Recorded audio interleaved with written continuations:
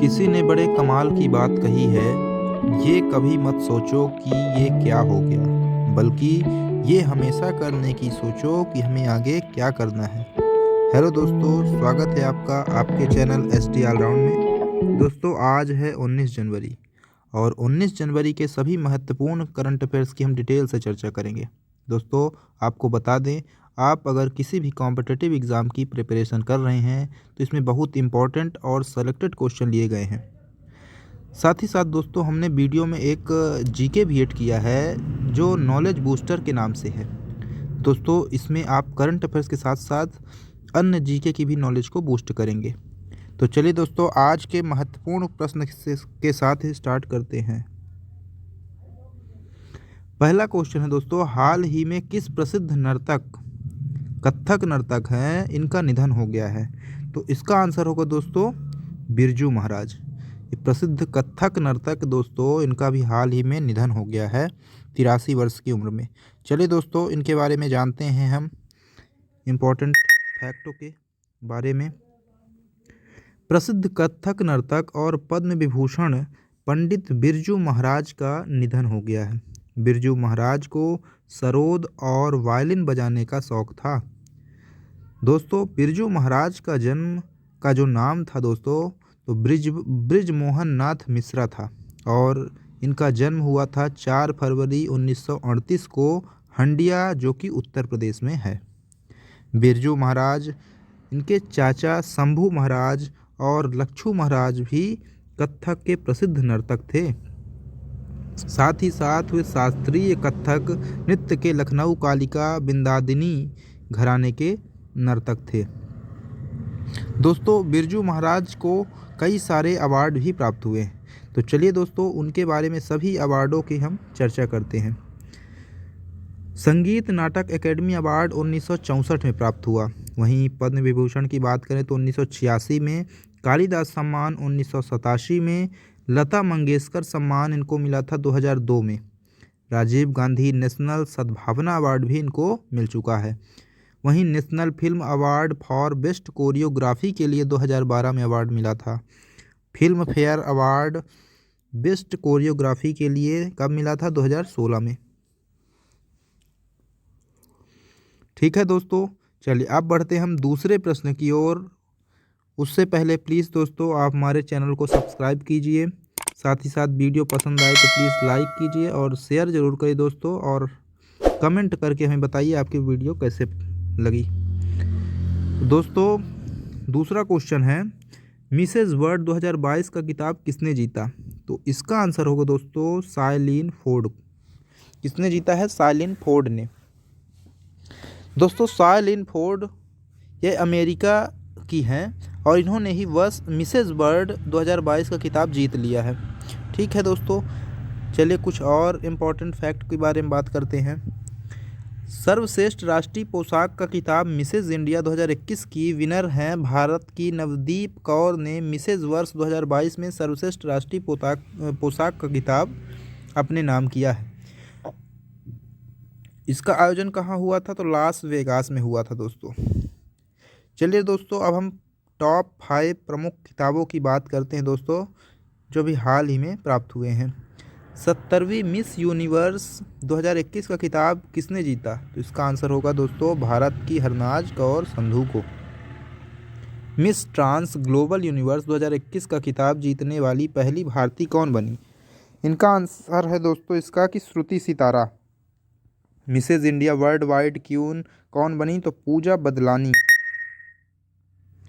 First miss India 2021 का किताब किसने जीता? तो पर्ल अग्रवाल ने जीता है। मिस इंटरनेशनल वर्ल्ड 2021 का किताब जीतने वाली पहली भारतीय महिला कौन बनी? तो डॉक्टर अक्षता प्रभु बनी हैं।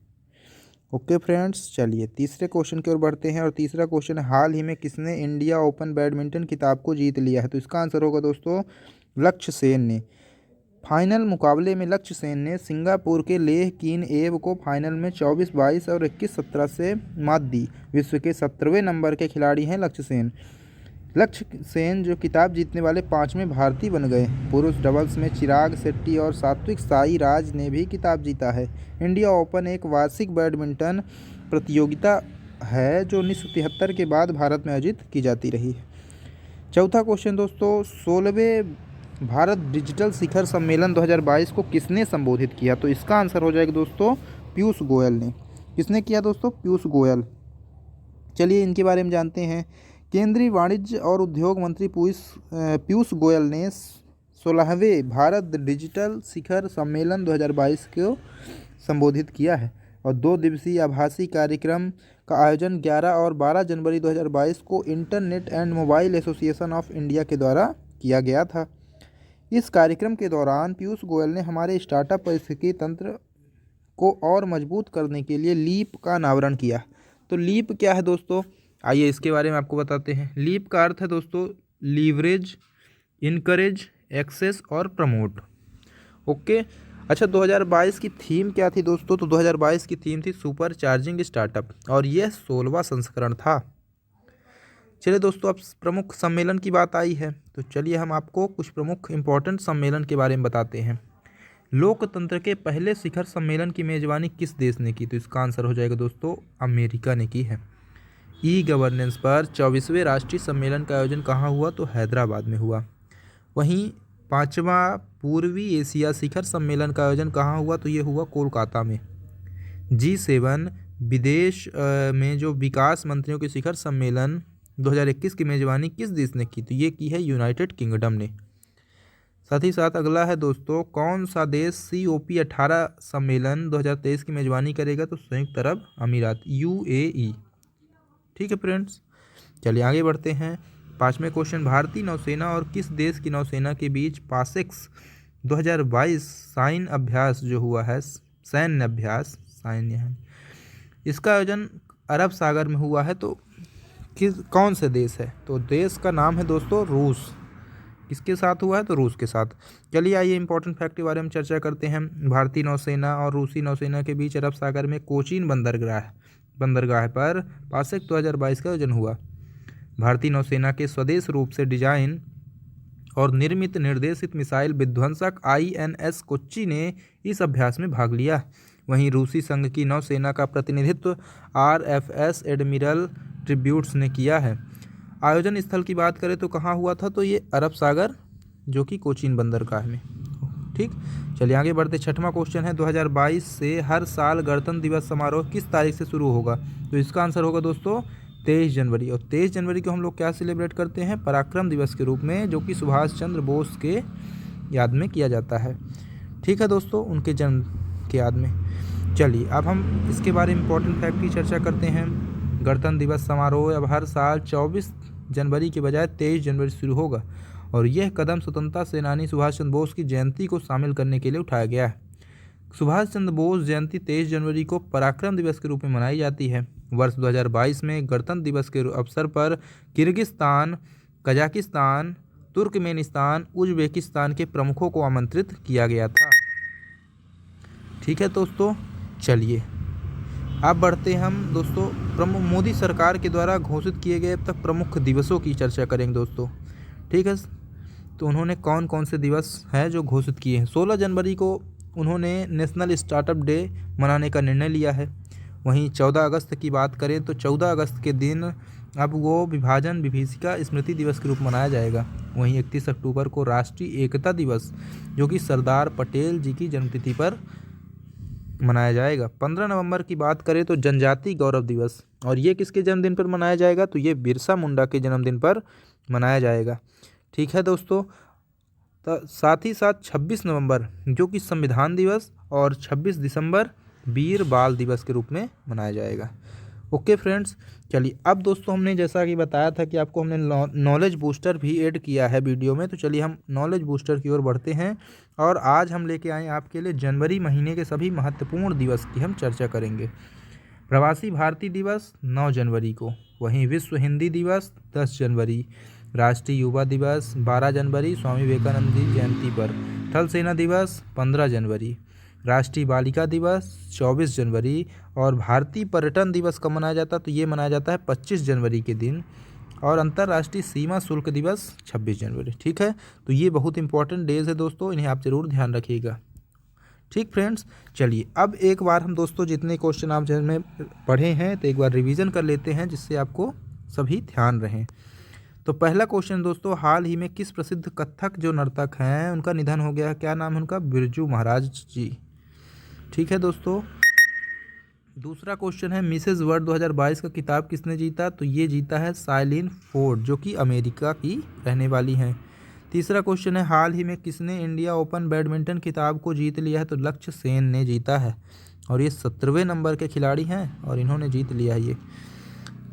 वहीं दोस्तों चौथा क्वेश्चन है, 16वें भारत डिजिटल शिखर सम्मेलन 2022 को किसने संबोधित किया? तो इसका आंसर होगा दोस्तों केंद्रीय वाणिज्य और उद्योग मंत्री पीयूष गोयल ने। पांचवा दोस्तों, कि भारतीय नौसेना और किस देश के बीच पाशेक सैन्य अभ्यास आयोजित हुआ? तो ये हुआ दोस्तों रूस के बीच। छठवां क्वेश्चन है, 2022 से हर साल गणतंत्र दिवस समारोह किस तारीख शुरू होगा? तो ये शुरू होगा 23 जनवरी से। चलिए अगले, अब दोस्तों आज के हमने क्वेश्चन रिवीजन कर लिए हैं, अब हम कल के प्रश्नों का भी रिवीजन कर लेते हैं।